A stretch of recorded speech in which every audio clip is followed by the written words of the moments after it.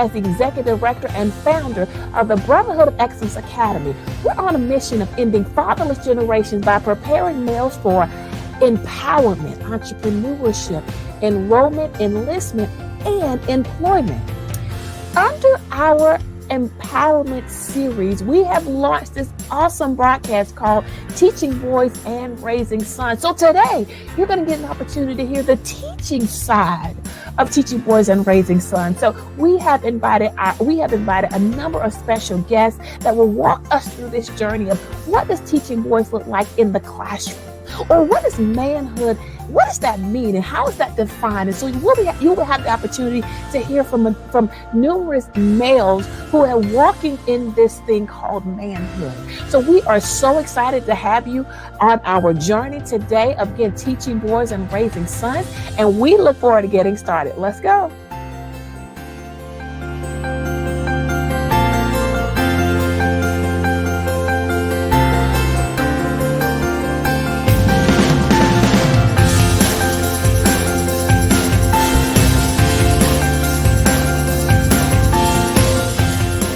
My name is Shamika Smith, and I serve as the Executive Director and founder of the Brotherhood of Excellence Academy. And I am super excited to introduce our guest on today. Welcome, Mr. Rivers.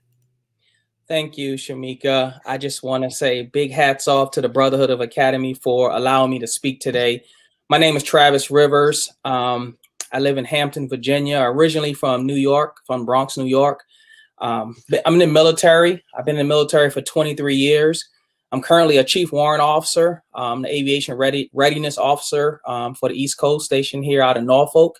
And I'm just happy to be here. I'm married, have 2 children, a son, Travis, 15, and a daughter, Troy, 12.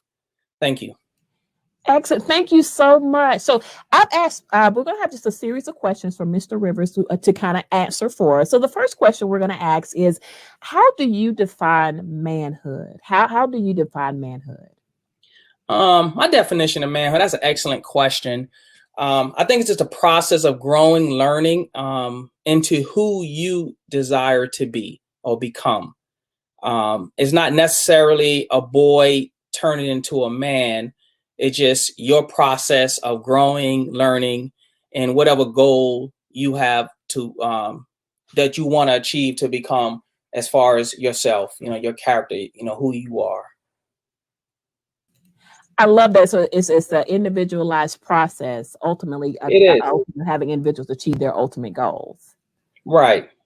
I love Absolutely. that. So now, of course, the follow-up question to that is what kind of characteristics are defined in terms of being a man? When you think about being a man, what kind of characteristics are involved in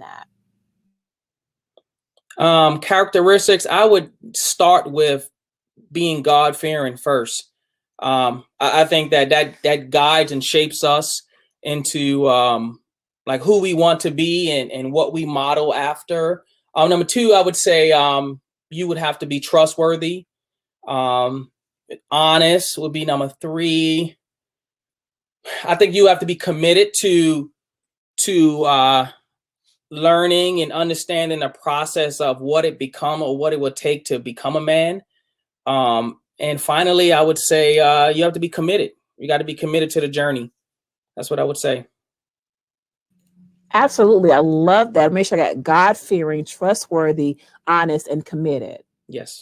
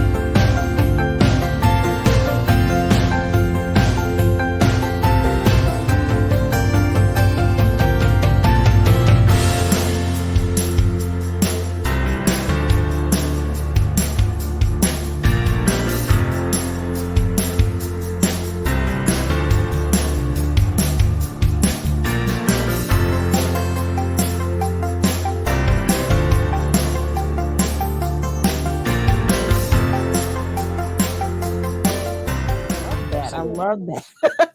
So when you're thinking about like coaching guys or coaching males, particularly because our target audiences is kind of middle school students, and Okay. so particularly middle school boys. So when you're thinking about coaching, we're just kind of look at a couple of areas. So how would you coach them in the area of mental health? Um, Honesty. I would start with honesty. You have to create an environment first to allow them to become comfortable to talk to you, one, and allow them to understand that you too have gone through things and it's okay to talk about it. So in that area, I would say it's okay to ask for help. I think in our community, in African American community, we are told you have to be tough. You can't talk about certain things. You got to deal with, suck it up. Um, and I think nowadays we have found that our boys specifically are in need of someone to talk to because they are going through things. A lot of the struggles that we face, and I even talk to my own son about, and I'm realizing I'm growing also as a dad, is that I can't use the tactics that my father taught me. Those ways were probably valuable then, but I can't use those in today's society. It's just different. So I have to really listen. I think listening is a number one thing I would say when dealing with young boys in the area of mental health, and you have to listen to them, and that's a skill that we have to learn as Black men. We gotta listen to our boys. I love that. Yeah. I think, and I like how you touched on it's very sometimes it's difficult for males to actually talk and communicate and really admit there's an issue or a problem that's happening. I think when we've seen our global pandemic and a lot of mental health issues have also arise as a result of that, is really creating safe spaces for our male to be able to talk with us. Right, right, Now, right. what about the area of Absolutely. emotional Safe space. development? What about Um, emotional development? it, it all ties in together, but I would say this: it's okay to ask for help. It's okay to ask for help. You know, you don't always have to be tough. It's okay to say I'm sad. It's okay to say I'm scared. Um, and I think that as a boy, we're kind of told that you have to be all of those things, all the time. But we all go through things, and we are human. We have feelings, and it's not just because you're a boy or you're a girl or you're a man, whatever. We have feelings, so we have to express to our young boys that it's okay to ask for help. It's okay to be honest with yourself and say, hey, I'm scared, and we have to support that.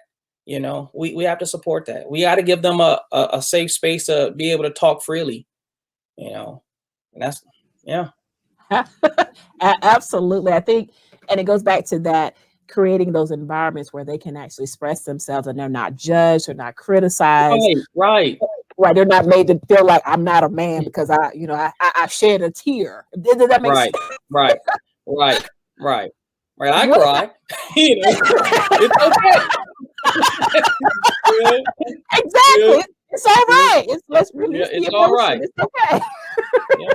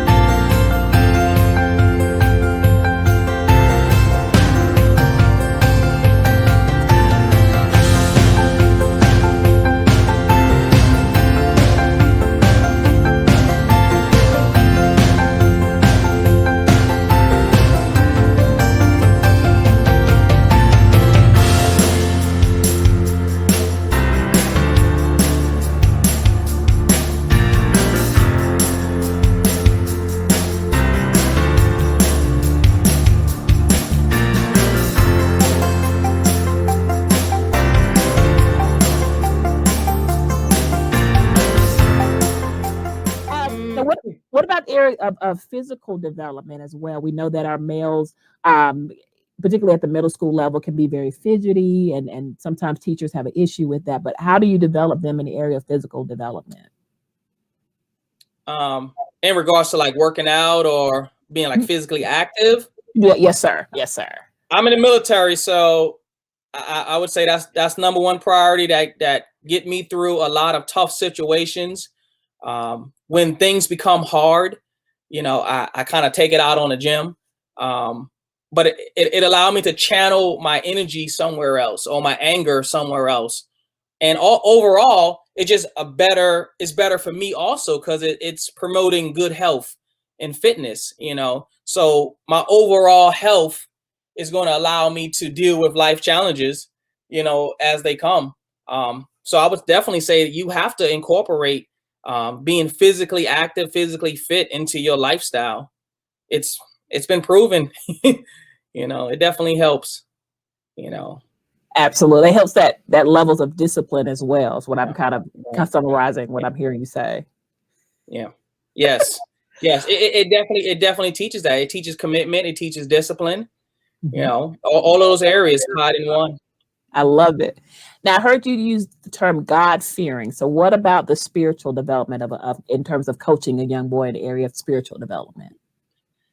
We all have those that believe. I'm a believer, and I believe that there's a higher power. And I follow those rules, that guidance that are taught to us from a young age in the Bible. We have to have guidance. When all else fails, when man fails, we have to believe that God is the answer, and He is.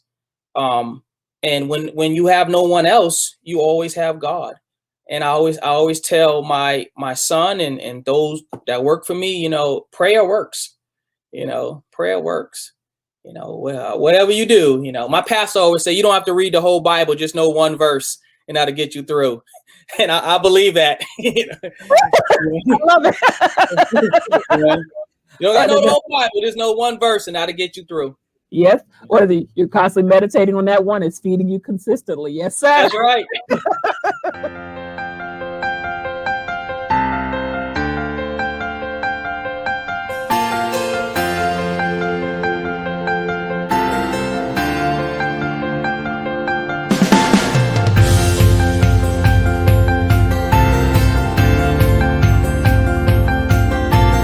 Hello, my name is Shamika Smith, and I hope that you have had the opportunity to enjoy our broadcast. I hope that you walked away with nuggets of wisdom, leadership components, and things that you could implement, whether it be in your family or whether it be in your learning environment or your teaching environment or whatever the case may be.